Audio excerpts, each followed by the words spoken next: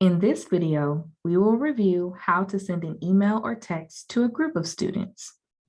Please note, for confidentiality purposes, the names and ID numbers of our students have been removed.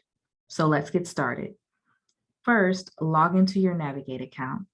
Then use the advanced search feature to populate the list of students that you would like to contact. Next, select the students from the list that you would like to send a message to. You can select each student individually by clicking on the white box next to the student's name, or you can select all. If you have more than 100 students in your search, be sure to click on the total number of students to ensure all students are selected.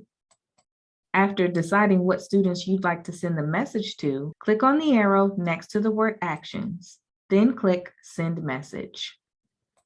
An email dialog box will appear with the students already populated. Fill in the subject line and message. You will also see that you have the option to attach documents and share this email with others by typing their email address in the email notifications box. After you are finished writing your email, click the blue box that says Send Message.